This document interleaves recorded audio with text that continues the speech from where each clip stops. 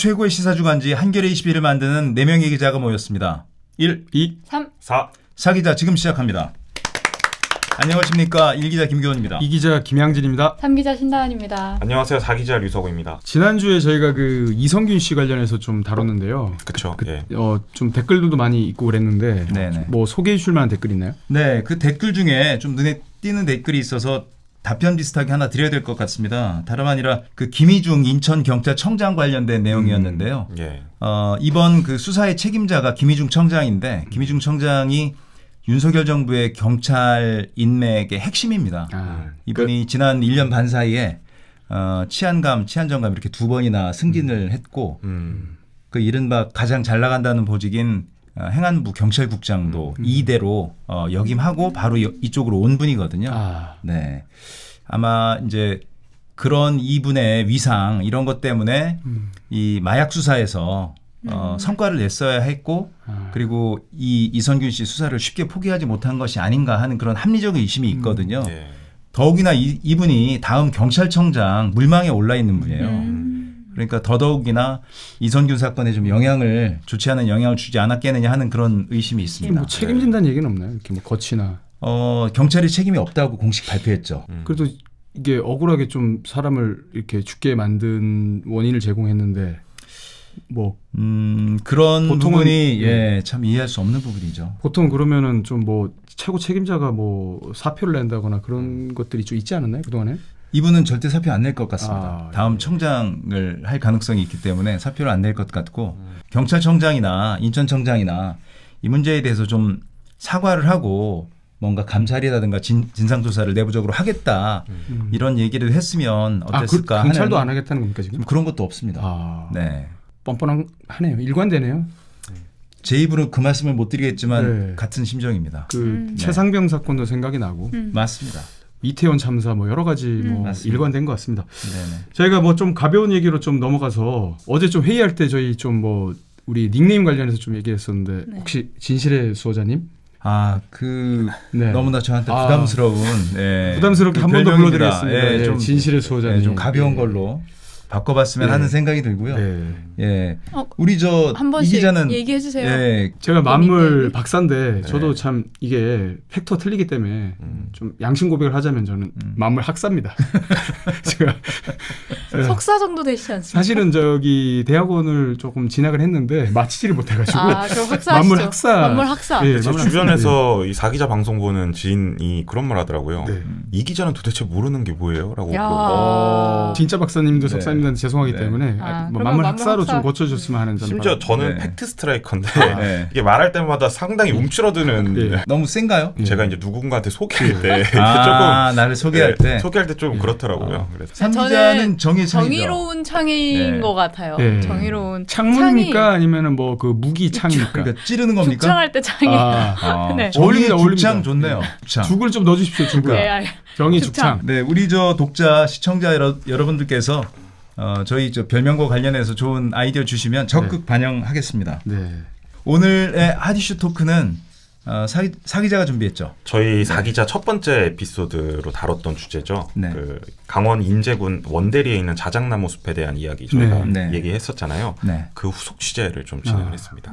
이게 뭐 1% 천연님을 팔았던 그 금액을 취재를 하셨더라고요. 근데 당시에 저희가 추정했을 때 최소 50년 된 숲이다. 전문가들이 한 4명 중에 3명이 그렇게 얘기를 했는데 실제 자료를 받아보니까 50년 훌쩍 넘었고 최대 이제 가장 나이가 많은 나무는 100년이 넘는 나무들도 있었고 이제 뭐 저희가 봤던 그 굴참나무나 이런 것들 80년도 넘은 나무들이 있었고 그러니까 생각보다 조금 더 오래된 숲이었다고 볼 수 있고 너무 속상하네요. 그렇죠. 근데 이게 사실 50년만 넘은 숲 50년만 넘어도 전국에서 5%가 안 되거든요. 근데 이 숲은 거의 그거보다 훨씬 더 되기 때문에 거의 1%도 안 되는 우리나라에서 그 정도 되는 희소성 있는 숲이라고 볼 수 있습니다. 근데 이제 이게 보니까 그 50헥타르 정도, 그러니까 후계림 말고 그 인근에 벌목된 거 다 합치면 50헥타르 정도인데 한 1헥타르당 500만 원 정도에 그게 이제 팔렸더라고요. 1헥타르가 몇 평이죠?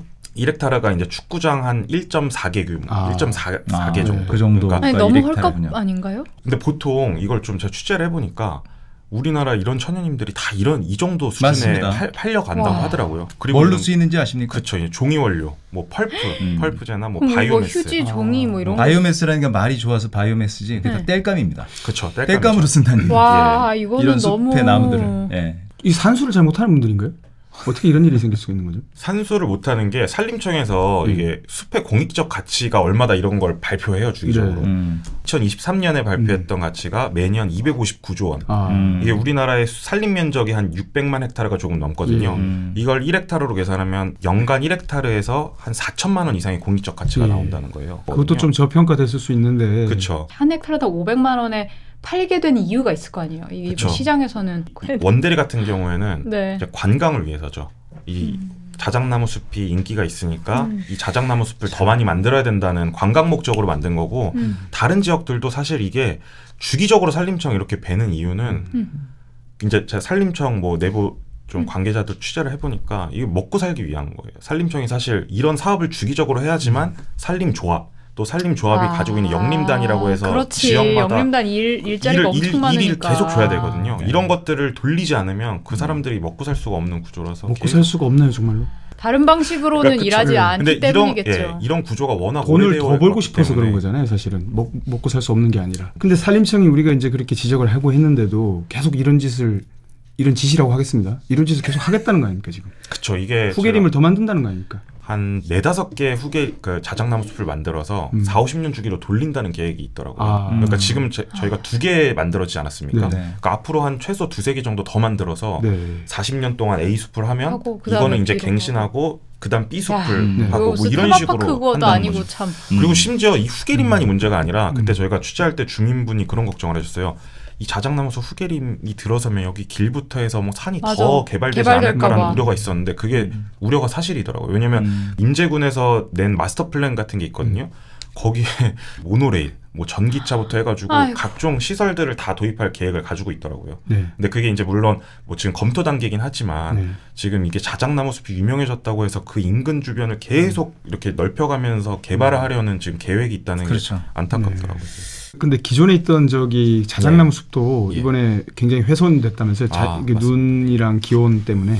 그 12월 중순에 그 인제 쪽에 비가 많이 내렸거든요. 3일 동안. 비가 많이 내리고 기온이 급격하게 떨어져서 거기 얼음이 이제 나무에 맺혔는데 눈이 내려가지고 그게 휘어졌다는 거예요. 그래서 거의 대부분의 자작나무가 완전 반 이상으로 휘어졌어요. 근데 여기가 만들어진 지 30년이 넘었는데 한 번도 이런 적이 없다는 거예요. 근데 생각해보시면 웃긴 게 자작나무는 사실 우리나라보다 훨씬 북쪽에 자생하는 종이죠. 백두산보다 위쪽에 자생한 종이라서 이런 강추위와 뭐 눈에 원래 잘 자라는 나무거든요. 그러니까 이렇게 지금 이렇게 휘어지거나 뽑히거나 할 나무가 아닌데 지금 애초에 자생지가 아닌 곳에 이렇게 인공적으로 조림돼서 이렇게 된 게 아닌가. 우리 숲에 대해서도 나무에 대해서도 좀 우리가 다시 생각해 볼 필요가 있고요. 어떤 숲, 어떤 나무를 키울 것인가, 만들 것인가. 그리고 제가 볼 때는 산림청에 대해서도 우리가 다시 생각해야 되는 시기가 온 것 같습니다. 산림청에 그 말하자면 해야 할 일이 끝났으면 산림청을 축소하거나 없애는 것이 낫지 않은가. 그런 주장을 하는 학자들도 많이 있습니다. 네. 그러면 오프닝 토크, 핫 이슈 토크는 여기서 마치겠습니다. 증오가 자유라면 님도 자유일 것이다. 그러나 너희는 이름 좋은 자유의 알뜰한 구속을 받지 않느냐. 너에게도 님이 있느냐? 있다면 님이 아니라 너의 그림자니라. 나는 해저문 벌판에서 돌아가는 길을 잃고 헤매는 어린 양이 기루어서 이 시를 쓴다. 이 시가 저기 어떤 시죠? 그 만해 한영운의 군말이라는 그런 뭐 사족 뭐 이런 뜻이죠. 그런 시인데 여기서 이제 연애를 제가 증오로 바꿔서 한번 썼는데요. 증오의 마음을 가진 분들한테 이 시를 좀 말해주고 싶더라고요. 그분들은 이제 나의 자유다.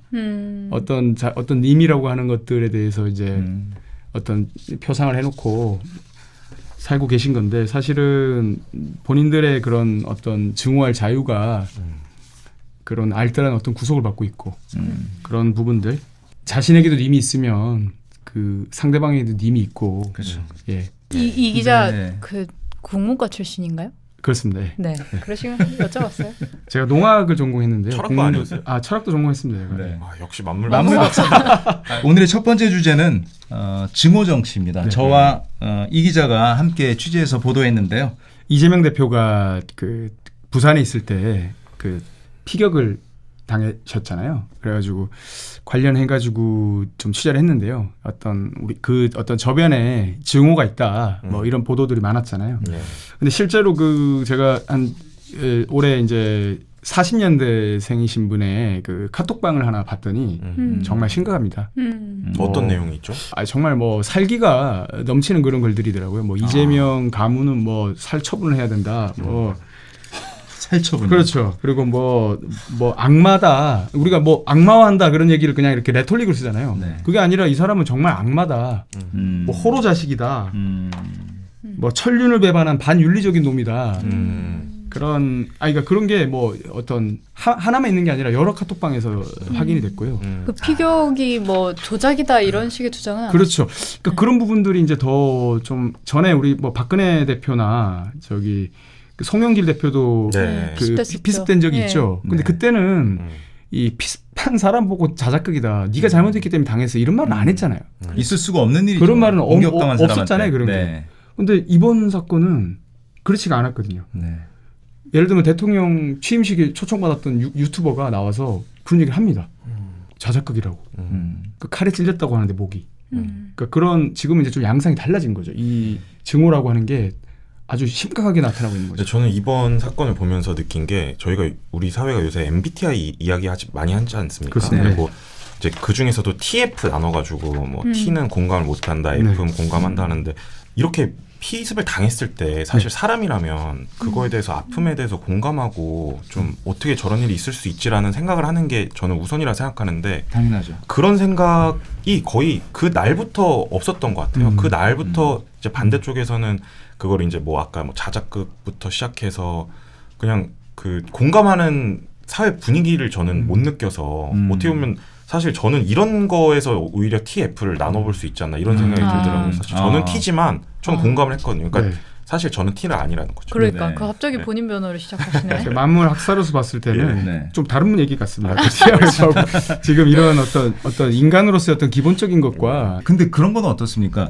왜 그 유튜버들 그리고 그걸 실어 나르는 그 말하자면 소셜 미디어에서 활동하는 분들은 왜 그러니까 사실은 우리가 신뢰할 수 없고 정말 인간으로서 하지 못할 그런 주장이나 그 의견들을 밝히는 겁니까?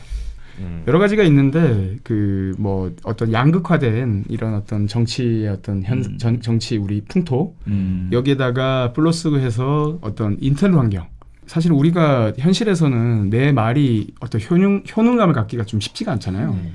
내가 뭐 그렇게 대단한 사람이 아닐 수도 있는 거고 근데 사실은 뭐 댓글이라든가 카톡방이라든가 그리고 자기가 말한 것들을 우리가 이제 유튜버들은 또 소개를 해줄 수도 있고 또 자기가 생각한 게 또 어떤 확신이 들도록 또 확인해 줄 수도 있고 그런 어떤 환경 속에서 이런 어떤 뭐랄까 증오가 더 증폭이 되고 여기서 우리가 기존 사회에서는 그런 얘기를 하면은 좀 순화하거나 제지를 하거나 어떤 통제를 하는 기능들이 있었는데 그런 기능들이 이제 점점 약해진 어떤 것이 원인이 아니냐 그런 분석이 있었습니다. 근데 이게 이전에는 이런 극단적인 주장을 하는 사람들의 어떤 목소리가 그렇게 사회에 많이 퍼지지 않았다고 저는 생각이 드는데 윤석열 정부에서 이런 극우적인 주장을 하시는 분들이 등용이 되기도 했잖아요. 많이 등용됐죠. 많이 등용이 됐죠. 그리고 뭐 이제 선물도 뭐 주고받고 뭐 이런 것도 많이 이제 나왔는데 이런 게 좀 어떤 영향을 미치지 않았나 생각이 드는데 어떨까요? 사실은 윤석열 대통령이 좀 원인이다. 근데 그분이 뭐 책상에도 있지 않습니까? The buck stops here. 그러니까 모든 책임은 자기가 진다는 건데 근데 대통령이 쓰는 말이나 이런 걸 보면 기존 대통령이 찾아보기 어려운 그런 날것의 말들이 많아요. 뭐 예를 들면 화물연대 같은 경우에는 우리 삼 기자 뭐 노동 관련 취재를 많이 하시지만 이 어떤 노동자성을 인정받지 못하는 그런 굉장히 어떤 모순된 어떤 그런 환경이 있는데 그런 분들이 이제 파업을 한다고 하니까 파업에 하려고 하는 내용이라든가 이런 부분은 신경 쓰지 않고 북핵위험과 같다. 북핵위험 어떻습니까? 근데 저는 그게 되게 중요한 시사점이라고 생각해요. 우리 사회에 문제가 되는 것은 잠재적 북한들인 거죠. 그러니까 이재명 대표, 뭐 사사건건 국정에 반대하는 야당, 이태원 참사 특별법을 하는 어떤 무리들 다 북한만큼이나 우리의 어떤 존립을 호시탐탐 흔들어 놓으려는 세력으로 비치는 게 아닌가. 미국이나 영국이나 이렇게 정책으로 극단으로 간 나라에서도 예를 들면은 좀 자국민이 아닌 이주민 뭐 그런 분들한테도 그런 얘기를 하면 안 되지만 트럼프도 이주민에 대해서는 그렇게 해도 자국 노동자에 대해서는 그렇죠. 하지 않거든요. 트럼프는 자국 노동자를 지키기 위해서 이민자를 막겠다는 거 아닙니까? 애국자입니다. 그런 면에서는. 우리는 사실은 이게 좀 한 발 더 나간 거죠. 그렇죠. 어떤 갈등의 어떤 증오의 어떤 그 감정을 표출하는 수준이 한 단계 더 나간 겁니다. 그러니까 대통령이 지켜야 될 국민의 범위에 없다는 거를 정확하게 표현하는 것 같아요. 그러니까 대통령이 이런 말은 또 뭐가 문제냐면 이런 말 해도 된다는 거죠. 그렇죠. 북핵 위험이 있는 노동자 왜 호루자식이라 하면 되잖아요. 예를 들면은 반국가 세력인 민주당 이번에 뭐 제가 취재한 거에 보면은 국회 해산하라는 탄원을 그렇게 넣더라고요. 악법을 만들어서 악법을 만드는 국회를 해산해 주십시오. 이거를 대법원장 대통령한테 탄원을 하는 거예요. 그러니까 이게 이제 근데 그런 환경을 누가 만들었느냐? 야당 대표 안 만나는 대통령이 만드는 거죠. 그렇죠. 이런 환경을 있기 때문에 대통령이 그런 말을 하는 건지 누가 뭐 닭이 먼저지 알이 먼저인지 모르겠으나 대통령이 그걸 계속 확인해 주는 거죠. 이런 말 해도 된다고. 근데 그런 환경이 있는 것 같지는 않고 대통령이 그걸 계속 도발하고 있는 거 아닙니까? 저도 뭐 그렇게 생각이 대통령이 왜 그런 짓을 계속 하는 겁니까? 그러니까 대통령이 이제 그런 일을 왜 하는지 그것도 제가 좀 추적의 대상이라서 여러분들을 좀 취재를 했어요. 했더니 제가 좀 듣기에 가장 설득력이 있었던 것은 윤석열 대통령은 자기가 이제 갈등을 만들어 성공한 경험이 있는 거예요. 자, 검찰총장을 할 때는 제가 뭐 그때 참모들 얘기를 들어보면은 다른 사건들은 쳐다보지도 않았다는 거예요. 문재인 사건 가져와. 문재인 사건을 지휘하는 거죠. 계속. 문재인 사건만. 이걸 해야 갈등이 생기는 거 아닙니까? 근데 윤석열이라는 사람은 어떤 사람입니까? 강골. 타협하지 않는 사람. 어떤 위기 상황이 빛나는 그런 인물이잖아요. 갈등 속에서 윤석열이라는 사람은 드러날 수 있는 겁니다. 그걸 통해서 뭐가 됐습니까? 대통령이 되지 않았습니까? 그러니까 굉장히 성공한 어떤 그런 자기의 어떤 경험이 있는 거죠. 갈등이 벌어져야 내가 갈등을 그렇죠. 뭔가 내 진면목을 보여준다. 갈등 상황이 돼야 어떤 성공할 수 있다. 그렇죠. 이런 자기가 빛난다. 자기가 이제 드러난다. 이런 어떤 경험을 한 거죠. 그리고 또 다른 분석 하나는 뭐냐면 이 양반이 내가 살았던 것을 계속 입증하려고 하는 내가 이제 잘 살았다는 것을 확인하려고 하는 그런 성향이 강하다. 그런 분석이 또 있더라고요. 근데 그것만은 아닐 거잖아요. 예를 들면 이제 뭐 이재명 대표도 이제 개딸이나 이런 아주 강력한 팬덤이 있었고 어떤 다른 정치 토양도 있을 것 같아요. 그런 점도 좀 설명을. 그렇죠. 그러니까 이게 어떤 극우 세력만의 어떤 문제는 아닌 거죠. 이제는. 그렇죠. 예를 들면 예전에는 이제 뭐 홍원이, 뭐 좌빨이니, 예를 들면 혐오를 조장하는 말들을 그렇죠. 일부 극우 세력들이 썼죠. 근데 지금은 이게 거의 뭐 전염병처럼 예를 들면 진보를 표방한다는 사람들도 뭐 우조민이, 우파 좀비 뭐 이런 말씀입니까? 맞습니다. 뭐 굉장히 그 혐오를 뭐 조장하는 그런 말들을 그냥 아주 일상적으로 쓰는 거죠. 그런 부분들이 생긴 거죠. 근데 그게 제가 지지난주에도 비슷한 얘기를 했는데 뭐랄까 환경이 사람 만드는 면이 있잖아요. 그러니까 우리가 지금 내가 정권 잡지 않으면 남은 기간 동안에는 야당으로서 정권을 공격하는 것만이 정치적인 이해가 되고 그러니까 양당제 안에서는요. 그러니까 너가 죽어야 내가 살고 내가 살아야 네가 죽고 이게 반복되는 토양 안에서는 증오하는 단어 외에는 힘을 못 쓴다는 생각도 들거든요. 그러면 어떻게 그러니까 보세요? 사실은 그 대통령이 그러니까 정치적 리더들이 그렇게 잘못된 흐름에 대해서 반대하고 자기가 그렇게 하지 않아야 되는 거죠. 그러라고 리더가 필요한 거죠. 근데 리더만으로는 안 되죠. 계속 여야 구도를 바꿔야죠. 리더만으로는 안 된다고 얘기하면 안 되고 일단 리더는 옳은 얘기를 해야죠. 그렇죠. 증오의 정치, 증오의 사회, 진영 사회가 되는 것을 반대하고 오른쪽으로 가야 된다고 얘기를 해야 되는데 그런 얘기를 하는 정치인이 지금 별로 없잖아요.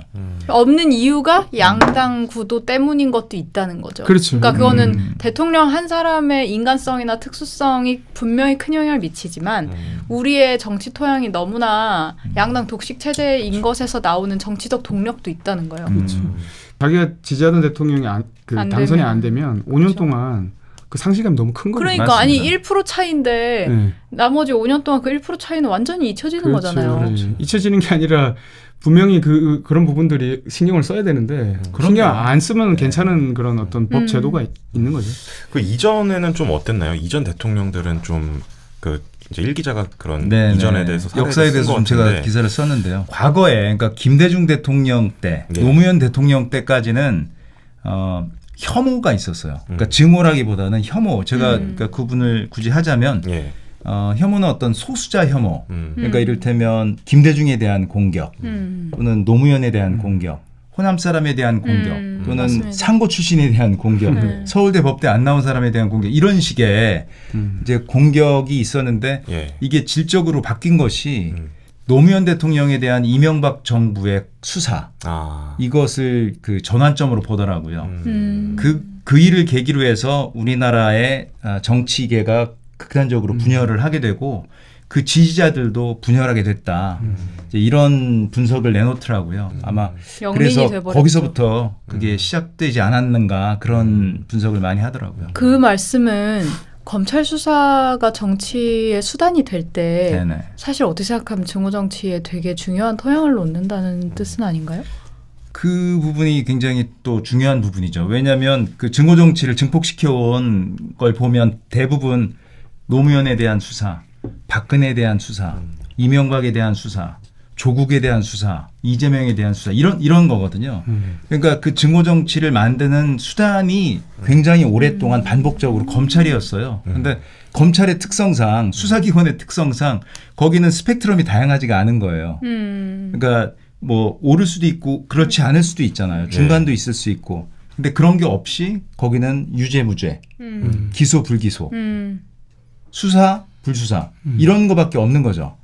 그러니까 그런 극단적인 상황에 놓이니까 양쪽이 극단적으로 대립하고 그 결과에 따라서 판단도 극단적으로 갈리고 이런 이제 수사가 사실은 정치에 굉장히 영향을 많이 준 것 이런 게 슬픈 일이고 그러니까 정치가 정치 역할을 좀 해야 되는 거죠. 대화와 타협, 합의를 통해서 문제를 풀어야 되는데 걸핏하면 우리 고소고발하잖아요. 헌법소원 내고. 그러니까 이런 일이 반복될 수밖에 없는 것 같습니다. 검찰 수사 말고 좀 증오 정치를 지금 우리 사회에서 좀 증폭시키는 요소들이 또 뭐가 있을까요? 뭐 대표적인 게 그 팬덤 정치. 그냥 뭐 유튜브와 네네. 그리고 그 소셜 미디어. 예.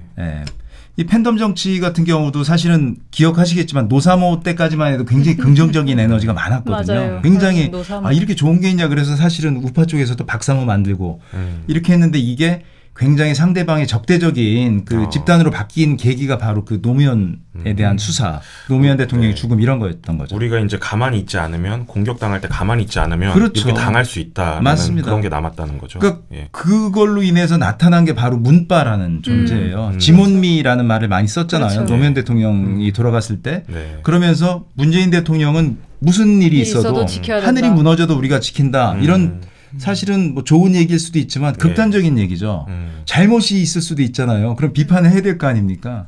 근데 사실 문재인 대통령에 대해서는 절대적으로 지키면서 상대방을 공격하는 이런 태도를 취했고 불행하게도 그게 이제 지금의 개딸로 이어지기도 했죠. 그리고 그 반대편에는 또 박근혜 대통령의 탄핵으로 시작된 태극기 부대가 있죠. 있고. 윤빠도 있습니까? 윤빠?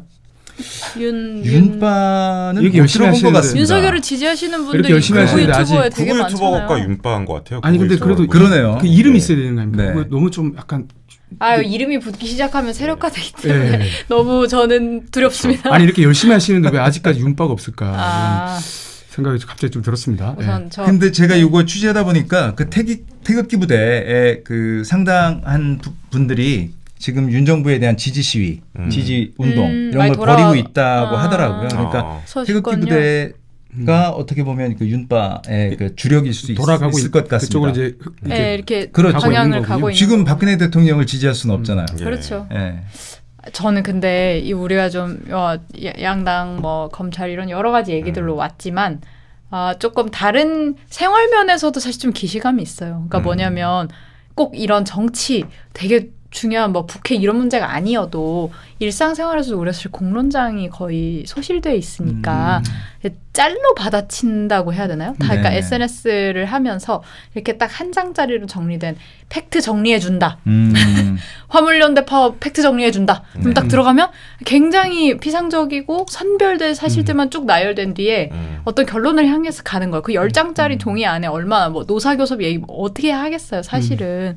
그러니까 그런 걸 생각했을 때 이게 꼭 증오의 정치만이 아니라 기본적으로 사회적으로 이 공론장에서 서로 이렇게 의견을 주고받으면서 내 의견을 수정하고 이게 안 되고 다 이렇게 짤로 옛날에 저는 왜 이게 생각났냐면 성신여대에서 한번 굉장히 청소노동자들이 세게 투쟁한 적이 있었는데 성신여대 학생들 어떻게 했냐면 그 대자보를 엄청 열심히 써가지고 노조에서 붙였더니 띠용 그거 하나 딱 붙인 거예요. 그걸로 그냥 논의를 종결시켜 버린 거야. 갑자기 뭐 누가 뭔 개소리 하냐 이거죠. 여가부 폐지 이런 거 짧게 그렇죠. 바로 그런 방식으로 어떤 아주 길게 풀어야 되는 사회적 과제를 너 먹니? 뭐 이런 거 하나 딱 붙이고 쫓아내는 거죠. 제가 이번에 취재하다 보니까 그런 거에 특화된 사람이 있습니다. 한 암흑의 비대위원장이라고요. 그렇죠. 오늘도 결국 이름을 거론하시는 거예요. 이분은 짤로 만들기 너무 좋은 얘기를 합니다. 검사 탄핵 어떻게 생각하십니까? 그럼 검사 탄핵을 뭐 찬성하거나 반대하는 얘기가 될 것 같은데 세금으로 소고기 초밥 먹은 사람이 탄핵돼야 되는 거 아닌가요? 이거 짤로 만들기 너무 좋잖아요. 그렇죠. 토론이라고 하는 것은 어떤 종합하고 뭔가 타협을 하는 그런 수단이 돼야 되잖아요. 물론 경쟁하는 것도 있지만. 근데 우리의 어떤 토론은 보면은 이제 경쟁 위주인 거죠.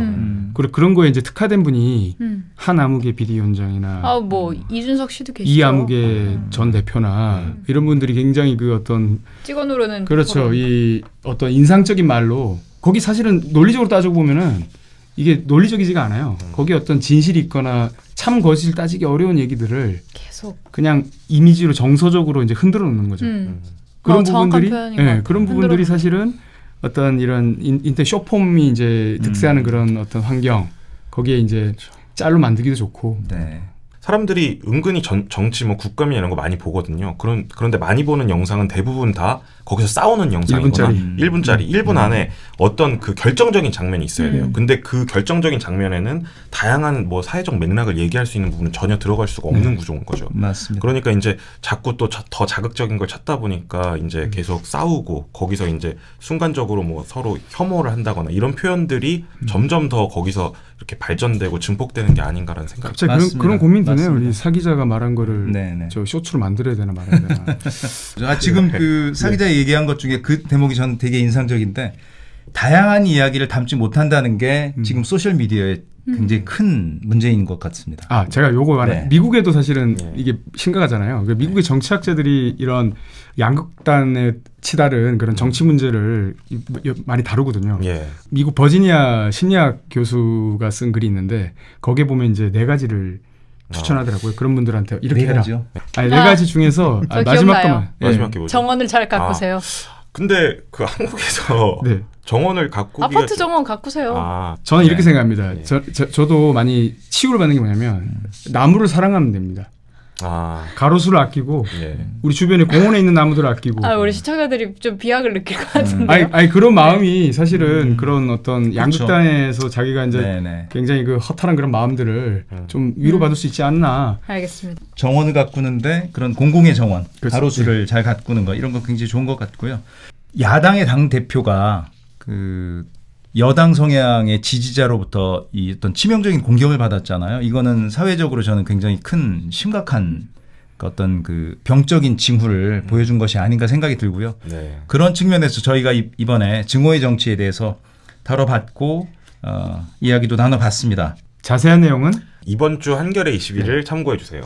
영상에 더보기란 클릭하시면 기사 링크를 바로 확인하실 수 있습니다. 좋습니다. 2부는 이태원 참사 특별법에 대한 이야기를 나눠볼 텐데요. 3기자가 준비하셨죠? 네, 제가 준비했습니다. 조금 이따가 이야기 나눠보겠습니다. 1부는 여기까지 하겠습니다. 고맙습니다.